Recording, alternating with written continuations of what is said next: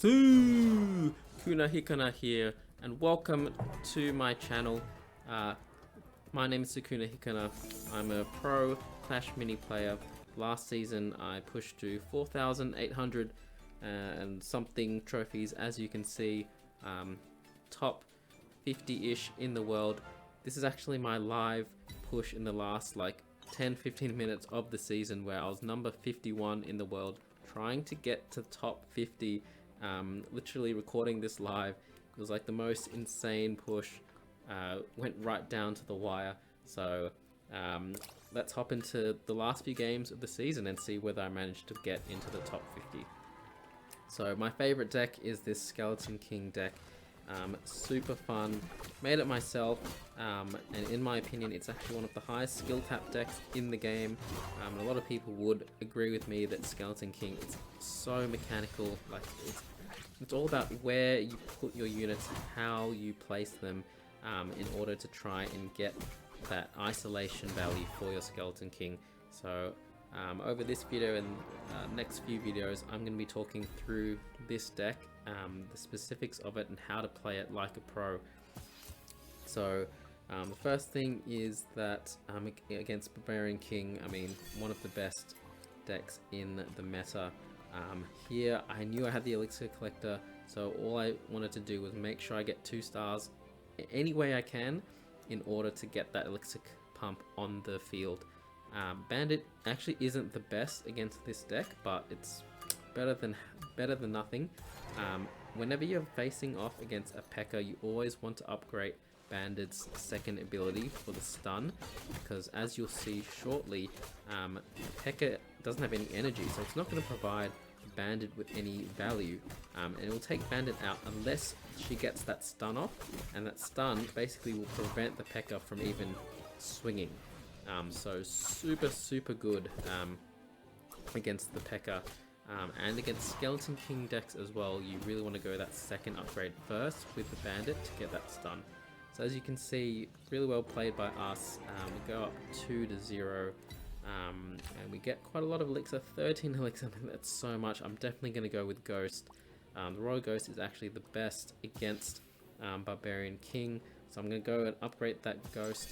The Ghosty is the first ability that you want to upgrade always, pretty much because with Skeleton King, it will help the Skeleton King get isolation value, as you might see. I've also upgraded the Spear Goblin because I'm not sure if he's going to move his archer or not, but if he doesn't, my Spear Goblin is going to take it out in one hit with the Clash ability. Let's see what he does. The Ghost is going to make my Skeleton King and my Bandit both invisible, and then all the units are going to walk towards the Spear Goblin because it's the only thing that's not invisible. So you can see here, my Ghost just going invisible after 3 hits. The P.E.K.K.A shouldn't be able to get a hit on a Ghost with Ghosty, because the hit speed of the Royal Ghost is so much that he will go invisible before the P.E.K.K.A can get even 1 hit off. So that's going to be an easy 3-0 against probably the most broken deck in the game in this last season, which is BK2 Elixir. I'm on a 12-win streak. I think there's literally 2 minutes left and we're still number 51 in the world, which, I mean, I can't get 25 trophies in the last game. So it was with that realization that all my efforts were futile. But we're going to hop into the last game anyway. This is the last game of the season against Lanky Goat, another SK player. I'm going to show you exactly how to play Skeleton King v Skeleton King. It's a very specific matchup and a lot of things that you need to do well, but essentially you want to keep your units close together, because whoever isolates the other person's units better is going to win. So I think he's going to take the first round here, if I'm not mistaken, because both my units are isolated. Oh, here we go. Actually, I think I might be able to get this just because I'm not isolated and he is. Let's have a look. Yeah, so that was a bit lucky. But what you want to do against another Skeleton King is make sure you keep your units together and try and isolate his. The Royal Ghost is going to be your #1 best friend again against this deck. I'm going to go with Ghosty once again because it'll help me isolate And I'm gonna go with this kind of triangle formation. See how I'm keeping all my units close together. I know his prince is gonna go for my Skeleton King, but even if it knocks it back, I'm not gonna get isolated, I don't think, because I'm right next to the Elixir Collector. I'm right next to the Sphere Gob. The Ghosty coming in clutch again. I'm isolating his Skeleton King. Now again, his Skeleton King is isolated, mine is not. But he does have the Potter there, so he's gonna win the round, but it doesn't really matter. I got my Elixir Collector off, so I know that going into the long game, I'm gonna have much more Elixir than him. And with this deck, Gizmos do pretty much nothing against it. I'm going to take out his Potter very easily next round. As you can see, it's kind of an awkward position because I can't really make the most of the revive tile. I mean, I could put my Skeleton King there, but I'm not sure if it's really worth it. I prefer to keep my units together. See how my Skeleton King is right next to my Prince and my Royal Ghost, so that he can't isolate it. Like, that's even more value than if I put it on the revive tile. That's how important it is against other Skeleton Kings. I can't stress it enough. Like, it's all about who can get that isolation. So here we go.